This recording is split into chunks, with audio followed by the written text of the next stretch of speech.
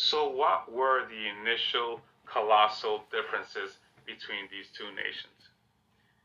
In the early stages of colonization, Europeans found significant incentives to enslave Nicaragua's indigenous population and exploit the land due to its abundant natural resources such as gold, timber, and copper, as well as its potential for large-scale agriculture and a sizable native community that was already taking advantage of these resources, even before, of course, the colonizers arrived.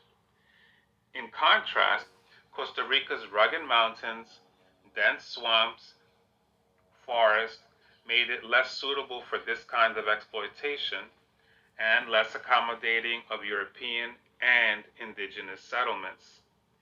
Its geological features, combined with a much smaller native population, led to fewer financial incentives to exploit the land and less severe methods of domination in Costa Rica. The geographical differences, among others, contributed to a more homogeneous society in Costa Rica.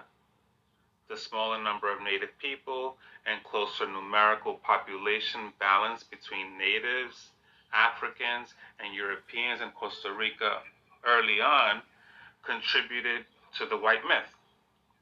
For better or worse, this homogeneity facilitated the development of a more stable and efficient governance system from its outset. Eventually, this allowed Costa Rica to focus on investments in infrastructure, education, and tourism. Conversely, Nicaragua had a larger, more traumatized, and resentful indigenous population.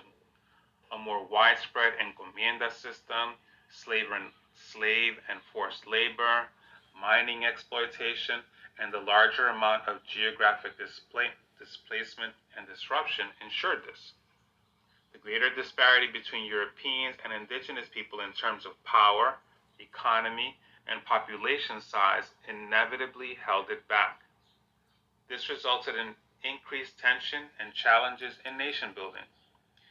These historical foundations, among other factors, created a need for an iron fist in the form of dictatorships in Nicaragua and set the stage for the formation of democracies in Costa Rica, ultimately influencing each country's trajectory.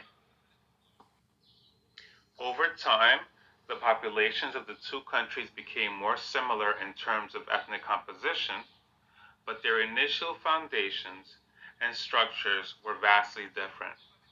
This distinction, stemming from their historical context and levels of exploitation, has had a lasting effect on their development and has shaped their current states. The stability and homogeneity in Costa Rica, along with the fewer incentives for mass exploitation, have provided it with more opportunities to invest in necessary infrastructure and initiatives. This also set the stage for democracy, investments of 8% of GDP into education, and tourism contributing to 8.2% of the GDP. In contrast, Nicaragua contributes half of that amount to education, and its tourism makes up 3.9% of GDP. It's clear to me, at least, or at least from what I'm reading, that Nicaragua has faced greater challenges in achieving these goals, and that its higher levels of exploitation from its origins are a large part of that reason. So, in conclusion, while both Nicaragua and Costa Rica were heavily exploited during colonization, the types and reasons for exploitation were different. That's the key point that I'm trying to make. These differences led to greater economic and social disparities in Nicaragua compared to Costa Rica. Like the butterfly effect, these differences inevitably ballooned over the centuries into the starkly contrasting governments and economies we see today. My goal in writing this article was to unravel the reasons why these differences came about and to dispel some of the stereotypical and prejudicial reasons cited earlier as the causes of Costa Rica's greater successes. Having a deeper understanding now and knowing I can respond sensibly the next time someone brings up the topic is empowering and gives me a sense of ease. I hope it does the same for you and leads to further learning and exploration in this topic. Thank you for listening to the end. If you're interested in this topic, especially when it has to do with poverty in countries, the book that got me thinking about this is a book called Guns, Germs, and Steel by Jared Diamond. So I recommend that. I'm also putting in the description a list of other books related to this topic and that support a lot of the points that I'm making on this. So I encourage you to look at the description.